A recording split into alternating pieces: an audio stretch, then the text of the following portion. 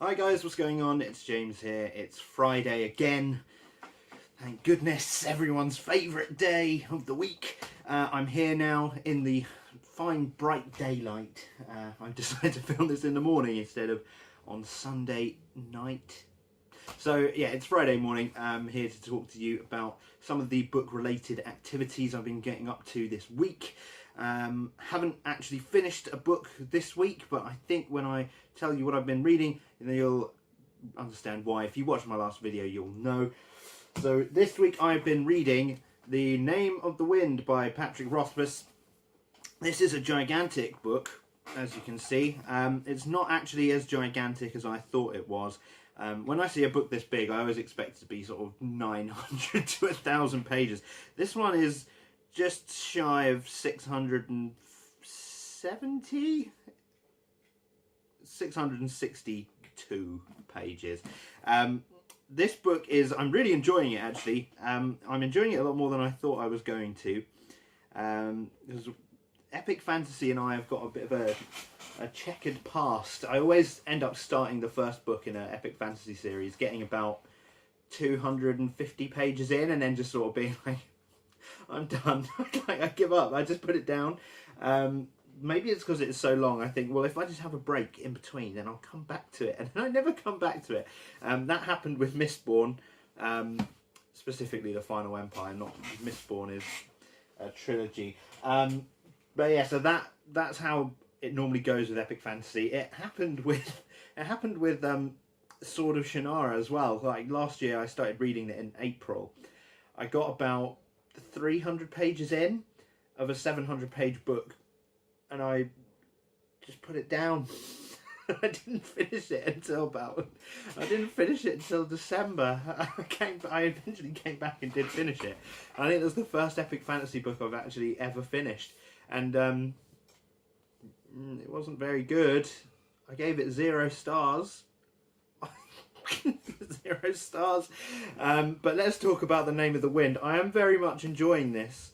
It is a story, and I've created my own backstory of how this book was made. Now, I think Patrick Rothfuss got wind of someone told him, you know, there's a Dungeons and Dragons game going on. Everyone is at the maximum level. We're fighting gods. We're doing all this stuff. Everyone's having a great time. It's brilliant. And he was like, oh, I want to be in that game. I want to play. And they were like, well, you know, it's been going on for years. You know, you'd have to write a pretty good backstory for that. And he was like, well, yeah, okay, I can do that. So he did. So he's basically, this book is about a guy called Kvothe. I think that is how you say it. It's in the book. It says it's pronounced almost like Quoth, but it has a V in it, so I'm guessing it's Kvothe. So Kvothe is he's an epic hero basically in this world. He's the best sword fighter, the best mage, the best whatever. He's maxed out in every conceivable character class that you could possibly think of, and now he's retired and is running an inn. And a guy comes and finds him. Let's put this down because it's heavy even in paperback. So a guy comes and finds him, and he wants to know his life story.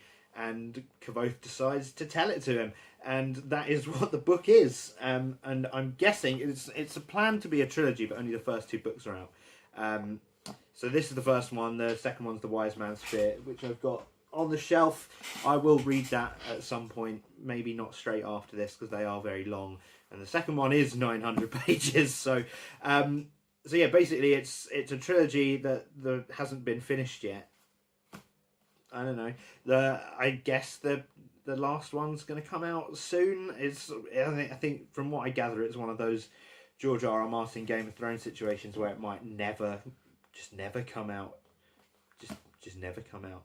But something that did come out, which I've been very much enjoying this week, the Series of Unfortunate Events TV show finally got a brilliant adaptation of that. Yeah, I was very excited about that adaptation going in. I thought Neil Patrick Harris looked brilliant as Count Olaf. I think the kids looked the part in all the trailers. Patrick Warburton is a brilliant Lemony Snicket. And the show lived up to what I wanted it to be. A lot of people have been complaining that it's not dark. Like, oh, well, it's not. You know, it's not dark enough. It's based on a book series for children. It's for children. The TV show and the book series, it is for children. Okay, you need to understand that. I think a lot of people have this weird hang up about children's books and children's entertainment. They feel bad if they're an adult and they enjoy something that's for children. Like, if you want to know what I mean, let's talk. Like, you can compare it to something like Star Wars, which is for children. I mean, it's loved and adored by, you know, nerds that are grown adults. Like, I enjoy Star Wars fine, you know, but at the end of the day, it is sort of a fantasy series aimed at young people, you know, children, teenagers up to about 15. That's the market. That's the market Star Wars is aimed at tonally, you know, and I think people want things like that to be darker, so it legitimizes them seeing it. If you want to see exactly what I mean, go and, if you like, because they can describe it a lot better than I can, go and check out some videos by Red Letter Media about Star Wars, specifically their Nerd Crew parody of things like Collider Video and like these round table podcast discussions, because I think that there's a guy on there called Rich Evans who's quoted as saying, "I'm glad that Rogue One is dark because it legitimizes me as an adult for liking this fantasy series for children." And I think that's what people wanted out of this. They wanted to be legitimized for loving something that is for children. It's a book series for children. And speaking of a book series for children, here it is. This is the first 3 books in the series of Unfortunate Events. I went out and bought them after watching the show because it inspired me to reread the series. I wanted to reread the series before the show came out, but I didn't have the time or the inclination to buy all the books again, because there are 13 books in the series. This is the first 3. I only found the first 3 in the first bookshop that I went into. I'll hunt down the rest. I'm 95% sure that I don't have them anymore, but there is a chance that I have them lurking around in a box somewhere, like the hardbacks, because I did collect them all as a child. Like, this series was my Harry Potter. I didn't read Harry Potter as a child. I did read it, but I wasn't like one of those Harry Potter, it's the best thing ever. And I'm still not, like, I don't care for Harry Potter. Like, it's fine, but I don't. Yeah. But this series was my I will buy every book and read them and love them sort of thing. So as you can see, this book is quite thin.